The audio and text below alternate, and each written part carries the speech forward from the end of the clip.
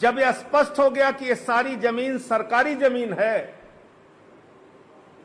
DM अब कह रहा है कि हम इसकी जांच कराएंगे। देखिए, राम मंदिर के लिए भूमि सौदे पर विवाद, डीएम ने शुरू कराई नजूल जमीन की जांच। इससे बड़ा मजाक आपको कुछ लग सकता है?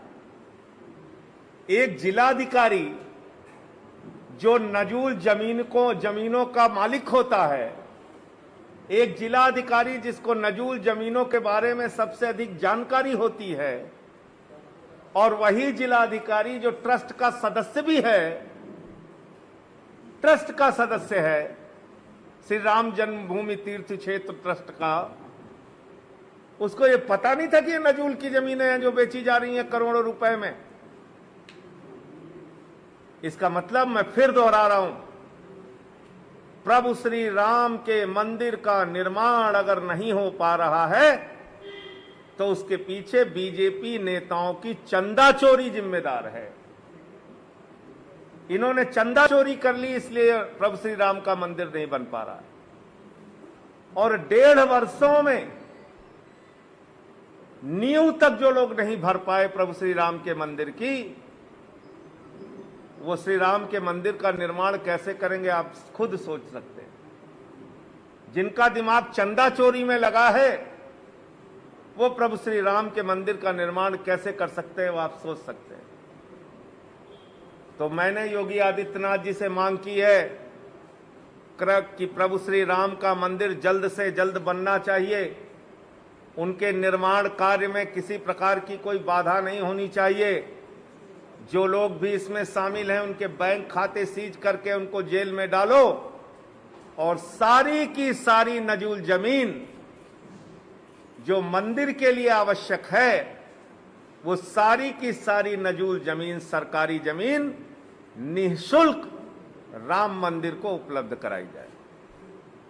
निःशुल्क उपलब्ध कराई जाए। अगर वो सरकारी जमीन है तो किस बात का पैसा? आप निःशुल्क उपलब्ध कराइए वो जमीन। उसको करोड़ों रुपए का घोटाला कर लिया गया। तो एक विषय तो ये था। दूसरा, दरोगा की भर्ती हुई 2016 में, और इस दरोगा की भर्ती में 2486 लोगों का चयन हुआ, और इनकी ट्रेनिंग 2019 में हुई। ट्रेनिंग जून 2020 में पूरी भी हो गई।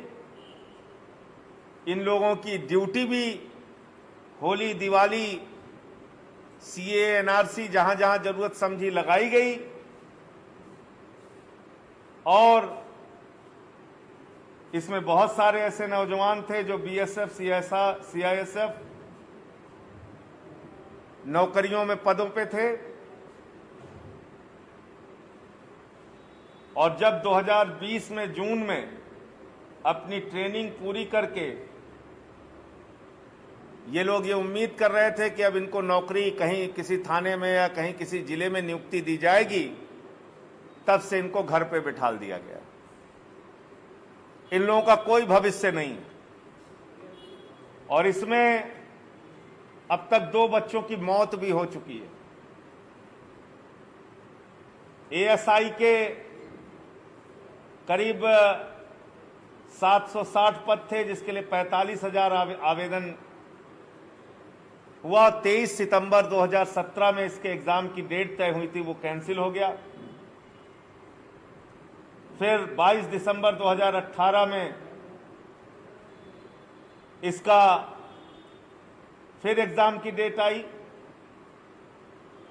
और रिजल्ट जो है वो 8 मार्च 2019 में आया। 11